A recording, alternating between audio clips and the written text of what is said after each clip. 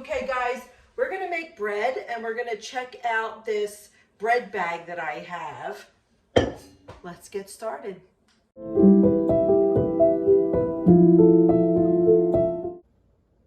Okay guys, sorry, but I started without you. I have 4 cups of flour in my bowl and 2 tablespoons of the yeast, and I have and 2 tablespoons of sugar. I didn't put all the sugar, and then you mix it around.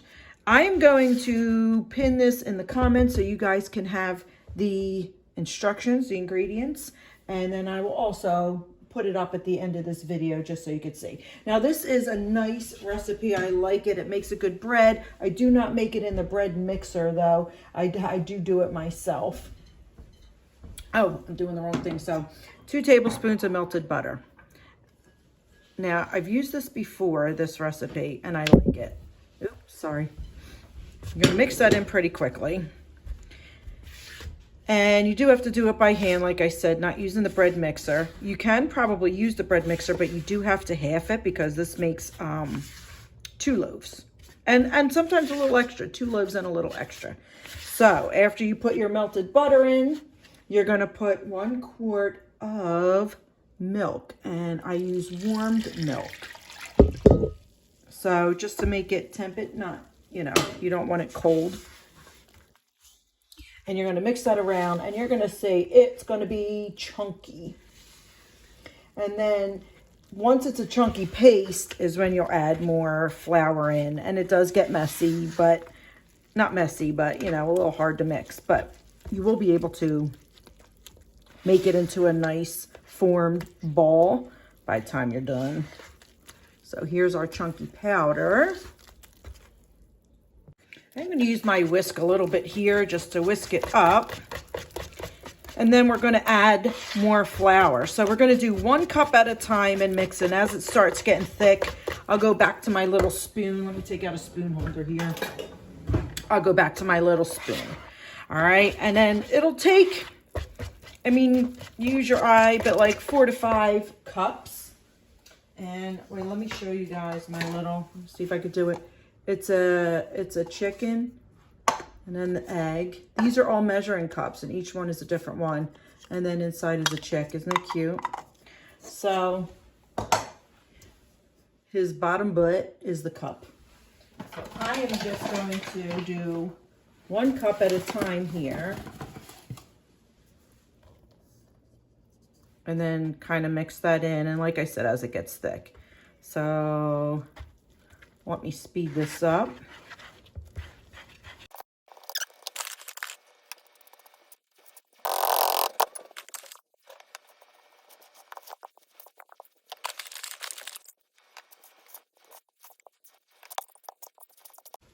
Okay, now we are going to put our dough out and knead it a little bit. Add more flour if needed. I did 4 cups in my bowl after my milk, so you can see the flour's kind of all at the bottom.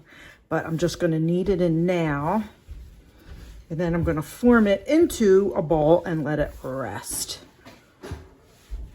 But we're just going to do a little kneading. We don't need all of it, all the flour anyway.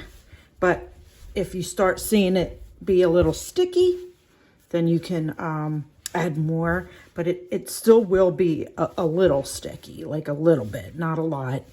And you want to make sure though, like you see how it's kind of, pulling apart here. You want to make sure you make it more into, a ball, like a non-chunky bowl. But it's okay if it's like I said, it's okay. It's a little chunky because we're going to be doing this again. Let me get a little bit more flour on my hands. And we're going to let this then bench rest for 20 minutes. And I'm going to cover it also. But you see, it's a nice big, a big wad of dough here. So that'll make us, like I said, 2, possibly 3 loaves of bread. You could probably do 3, but I'm going to do 2. And then a lot of times I do like little garlic breads, which are yummy. Or you can do, donuts. Maybe I'll do donuts. I'll do that. Or not donuts, bagels. What am I talking about? I don't need donuts. Bagels. I'll do bagels with my everything bagel. All right, so here we go. It's getting, like you could see, sorry, my my voice, because I'm shaking as I'm talking. But you can see how it's a little more together. Well, let me get it a little bit more together. And like I said, it's okay if it's all right if it's like a little like this, because we're gonna do this again. Wait, I got a gap here. You see my gap? I'm gonna do that. Let me knead that in. All right.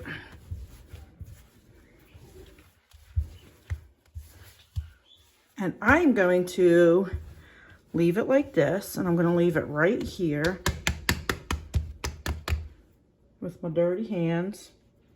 And I am just going to cover it. I have a clean kitchen towel here.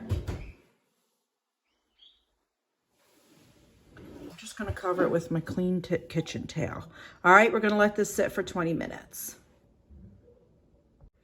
Okay, guys, I took my towel off. It's been 20 minutes. Look at that. Look how nice it looks, okay? This is the best part. The punch down, the flat end. Okay, and then you're gonna add a tablespoon of salt. Now, I have this, so I'm just gonna look at this fancy dancy bougie thing my son got me. It's all push button because I had the crank. Okay. And then you're gonna fold it over a few times. All right. You're gonna put half the salt in. If you're measuring with a spoon, put half the salt in, fold it in a few times, and then flatten again.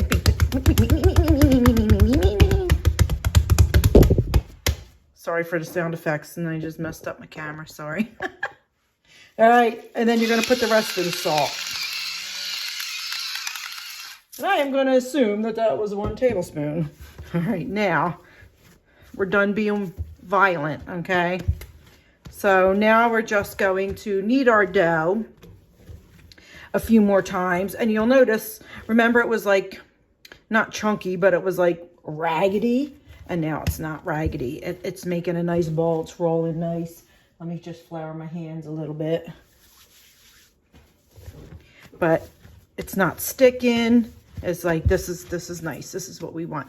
And I'm sorry, I'm probably going too fast here, but this is not even fast motion, guys. This is my speediness. But, like, look at it. It's turning into a very nice ball. But you're going to do this for, I mean, a while. You're like maybe, you know, do it a few minutes. You want to make sure you knead your bread. And then once we're done with this, we are going to let it sit.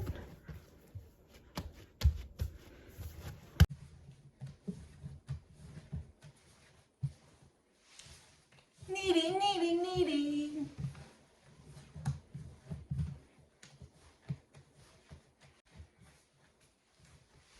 And you know, this is why I bought a bread maker, because all this kneading, it's like, it's a lot. But I like this bread, and I haven't, I don't know how it would do in the bread maker, I don't know. But I may try it. I may let the bread maker do all this part for me, and then maybe I'll take it out and just cook it in the thing, you know, in the oven, because it takes 2 loaves, and the bread maker only makes 1 loaf. So I may try that, I don't know. We'll see. I'll experiment though. I'll experiment and try. But this, I could always cut it in half, I guess, and do like a 1 loaf in there and see how it turns out. But sometimes the bread maker makes, like, it's so high. The bread's like yay high. And to here, I can control it, because I put it in the pan and let it rise. And then once it's, you know, crusted over the loaf pan the way I wanted it, that's what I cook. And then it's a normal, like, size loaf. Okay, so it looks like we are just about finished. You could hear the air bubbles popping out of there. All right, and we're gonna stick this into an oiled bowl. and let it rise. Probably just dependent, but it should only take like an hour to rise. Let me just fold this over one last time and kind of knead it in. All right. I kept my other bowl, kind of cleaned it out a little bit and oiled it. Trying to get away from plastic. So I ordered glass bowls, but they're not here yet, and I don't even know if it's super big. I gotta see. If not, I gotta order big ones. Okay, anyway, getting back. All right, you see what it looks like. We're gonna cover it and let it like double in size, and we will go from there. Okay, guys, I would say we doubled. So let's move on to the next step. Okay, so what we're gonna do is we're gonna take our dough out. Oh, look at that. All right, we're gonna just put it in our lightly greased loaf pans, and I'm just gonna take a chunk and I'm gonna kind of just roll it into loafy size, okay? Stick it in there because we are gonna let that rise again. And this is what I meant when I said you could do 3, but I am gonna do bagels. I guess I'll do that with you guys if you wanna see that too. I've made sourdough bagels before, but not with the regular bread, but I am gonna do it this time. All right, so we're just gonna do that. And I am even gonna put like, put a little crease in it just to make it pretty. And then when I bake it, I think I might put butter in there just to make it brown and, again, pretty. All right, so we're gonna leave this so that can rise. Now, we're only gonna let it rise until it kind of creeps over the pan how we want it. Should only take like 20 minutes, but it could take up to an hour. All right, now the rest of this dough here we are going to make into a bowl because we're going to do bagels. Okay, so now we're going to make this into a bowl and poke out the middle as a bagel looks. Now make your hole pretty big. Now when I did this the last time with the sourdough, I did not make my hole big enough so they all closed and was like weird. So make a big hole because it is gonna get bigger and close. And I just have a pan with parchment paper. I'm gonna put it in there.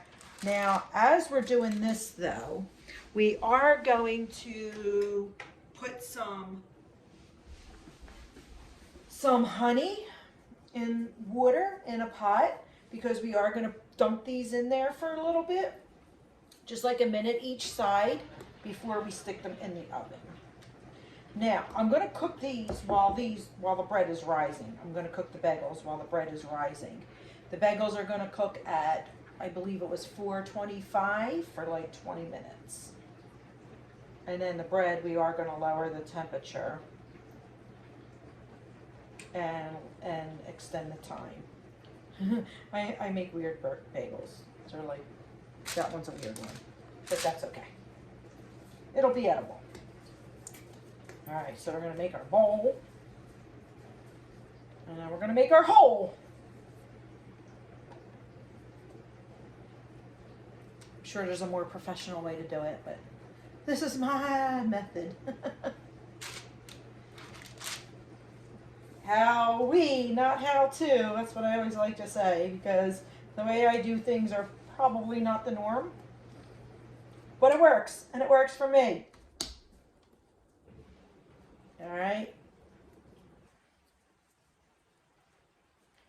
So, looks like I am going to get 6 bagels. So 6 bagels and 2 loaves of bread out of that dough. Again, you can half it and probably get 1 loaf of bread and whatever, bagels, breadsticks.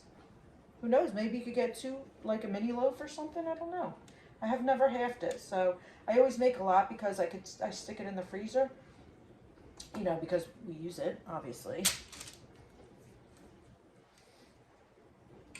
All right, let's move on. Okay, so we have honey in our water, and we're gonna throw our things in, and you'll see they float just for a few minutes. I'm gonna do 2 at a time.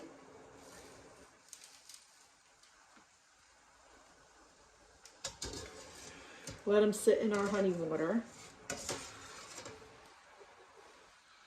And then, once you do that, I'm going to show you while these other ones are in there how nice our bagels are going to look. So we're going to sprinkle these with our everything seasoning. Let's do more. We got our oven on, and we are going to bake these. We'll see what these look like. By that time, the bread will be done. We'll take them out, and we'll see what they look like. All right? Bagels are done. It happened again with some of my holes being too little. But that's okay. They look good. We'll try them. And now let's put our bread in. Okay, guys. Our bread looks like it's crusted where I want it. I just put 3 little dots of butter on there. I'm going to stick it in the oven, both loaves, and 375, 35 minutes. While that is happening, Pat and I are going to have lunch because I had made some roasted red pepper and tomato soup and then I stuck it in the freezer. So we're going to have that, and we're going to dip our little bagels in it, and we're going to try them. Then I get to show you this bread bag that I had gotten, and we're going to see how it seals and how it works. All right? All right, guys, our bread is done. Look how nice it looks. I wanted to point out, Pat keeps eating bagels, but they are delicious. So that's what we got. This is what we got so far. Let's let this cool. We'll cut it up and we'll stick it in our bag. It smells delicious in here, guys. It really does. I am going to slice my bread here. Oh, I need to move this thing in. I got this new bread slicer, and it's nice because it's for if the loaf, as you can see, is a little tiny, it'll move closer. It's like perfect. And it cuts it in nice even slots. Okay, so let me get my bread cut, and then we'll check out our new bag.